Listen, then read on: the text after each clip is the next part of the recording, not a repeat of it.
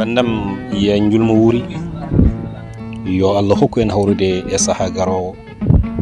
ko dewden Allah fofu yo jaban en ko tati den hakkude men e hakkude men makko fofu yo yaafo en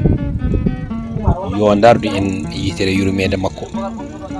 bandam haalobe ko tafata e pular bi lekki suburani ma darnde ki tottata ma bubri kono soki wonti dubbi tinno sorto watake yande dow maada bandam julde ene weli e kala innama aade ene foodono belemma gondo e julde ene foodono jam e kisal gongal e julde ha heddimo nene e baba mun wurani tengti e mo baba mun wurani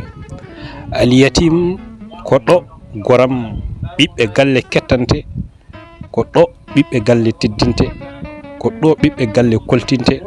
ko do jibinande galle mawninte ko do miskinebe njebete ko do al yatim wonde siftorta babmun ko ni goram so odo nyalama yonti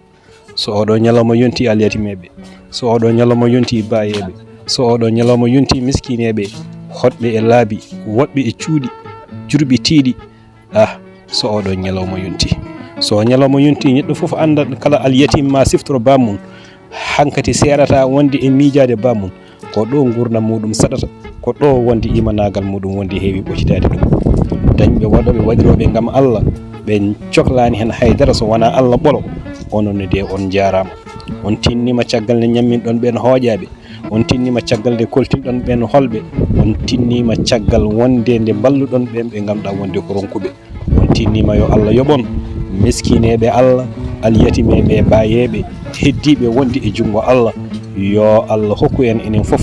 wonde e jungo Allah e yamirore Allah e kisal Allah ya rabbal alamin Allah odo nyaloma de ko nyaloma kisal ko nyaloma bural nyaloma bamtare kono kadi ko nyaloma mo ganduda timminde aadi hakkude mun Allah annabi Ibrahima kono ko nyaloma mo ganduda dowtare biddo faade jinnado woni annabi Ismaila odo nyaloma ko nyaloma teddudo mo ganduda wonde ko hen rasulullah sallallahu alaihi wasallam yaltota e besmum woni annabi Ibrahim bandirabe teddudo odo nyaloma eden poti yarrodirde e mudum yaafondirde e mudum e miijaade aduna wonde wonani haydara dum wadi kala ko mbawda wonde kala no mbawda wonirde boro wiima heddu ko ganduda ko ada woyira bande ko bande kadi ene woyirma wallodir e yimbe be sabu Allah sabu dañal maada ngal nyibaaki sabu basal maada ngal wonde andine ngal baaraaki kala ko dañja andu ummi ko Allah hay huune do wawa dañji so wana ko ummi Allah ko Allah hokkata ko Allah adata kam ko yardata kam ko wonata kam ko warata yo Allah wad min yurmede modum ya rabbal alamin Allah ya rabbal alamin Allah jaramon jattama yo kisalanema Allah wal